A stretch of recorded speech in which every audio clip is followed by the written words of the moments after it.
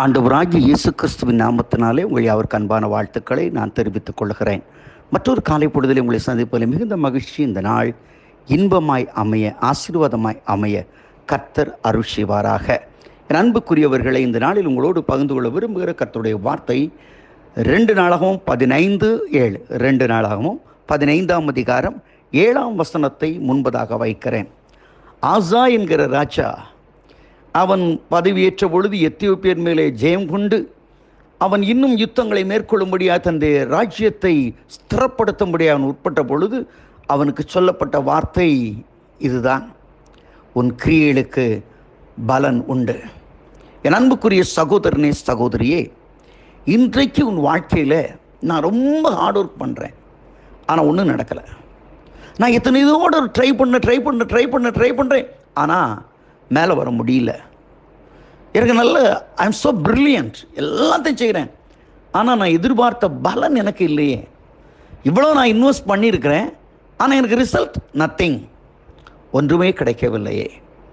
இதுதான் இன்றைக்கு உங்களுடைய கேள்வியாக இருக்கலாம், உங்களுடைய உள்ளத்தின் ஏக்கமாக இருக்கலாம், உங்கள் உள்ளத்தின் விண்ணப்பமாய் கூட இருக்கலாம். எனக்கு எப்பொழுது ஆண்டவரே பலன் கொடுக்க போகிறேன்? நான் பட்ட பிரயாசங்கள் பலனை கொடுக்குமா? பாருங்கள், ஆசாவுடைய நாட்களிலே தேவனுடைய வார்த்தை தீர்க்க தரிசனமாய் புறப்பட்டு வருகிறது. அவன் சொல்கிறான், உங்கள் கிரியைகளுக்கு பலன் உண்டு. நீங்கள் படுகிற பிரயாசங்கள் வீணாய் போவதில்லை. எப்பொழுது நீங்கள் கர்த்தரோடு இருந்தால் அவர் உங்களோடு இருப்பார். நீங்கள் அவரை தேடினால் அவர் தென்படுவார். அவரை விட்டுவிட்டால் அவர் என்றென்றைக்கும் உங்களை கைவிடுவார். சில காரியங்கள் வாழ்க்கையில் பார்ப்பீங்கன்னா, ஒரு பிளைனான ஓப்பனான ஒரு திரும்புதலை கர்த்தர் நம்முடைய வாழ்க்கையில் எதிர்பார்க்கிறார். நிறைய நேரங்களில் நம்முடைய வாழ்க்கையில் மேற்பூச்சாக பார்க்கும்போது நம்ம ரொம்ப பர்ஃபெக்டாக இருக்கிறோம், எல்லாம் சரி அப்படின்னு மாதிரி தோணுங்க. கொஞ்சம் கொஞ்சம் பாருங்கள், பார்ப்போம். ஆசானுடைய நாட்களில் பார்த்தீங்கன்னா, மேலோட்டமாக முதல்ல நீங்கள் 14ஆம் அதிகாரத்தை பார்க்கும்போது பரவாயில்ல, இஸ் வெரி குட் அப்படின்னு சொல்லிடலாம். 15ஆம் அதிகாரத்தில் பாருங்கள், இன்னும் அவனத்தில் அகற்றப்பட வேண்டிய விக்கிரகங்கள், தோப்புகள் எல்லாம், மேடைகள் எல்லாம் இருந்துச்சு. He break everything.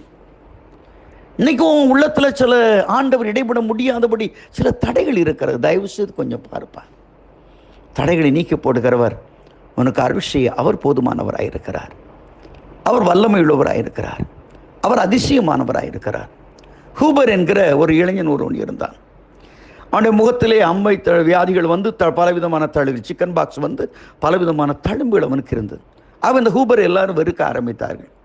ஆனால் இஸ் நல்ல ஒர்க்கர், ஆனால் மூஞ்ச பார்த்தோம் இந்த விலையும் கிடைக்காது. பல இடங்களே அவன் பாய்காட் பண்ணி அவன் படித்து அவன் தெரிந்து கொண்ட காரியங்கள ஒரு தாழ்வான பதவியில் அவன் இருந்தான். மற்றவர்களுக்கு அசஸ் பண்ணுற இடத்துல தான் அவன் இருந்தான். அவன் உள்ளத்தில் ரொம்ப ஒரு நாள் உடஞ்சி போயிடுச்சான். அவன் அப்படியே பேசாமல் நம்ம எல்லாத்தையும் விட்டுக்கிட்டு எங்கேயோ ஓடிடலாம்னு நினச்சி போகிற வழியில் ஒரு போதகர் சந்திக்கிறார்.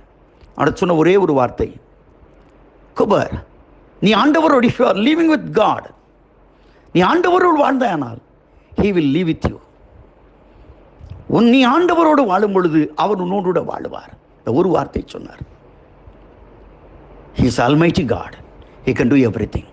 இந்த வார்த்தையை சொல்லி அவனை ஆசீர்வதித்து அனுப்பிவிட்டு அவர் போய்விடுகிறார். இந்த உள்ளம் அவனை நொறுக்கினது. நான் என்னுடைய திறமையை நம்பி இருந்தேனே தவிர ஆண்டவர் நம்பி இல்லை.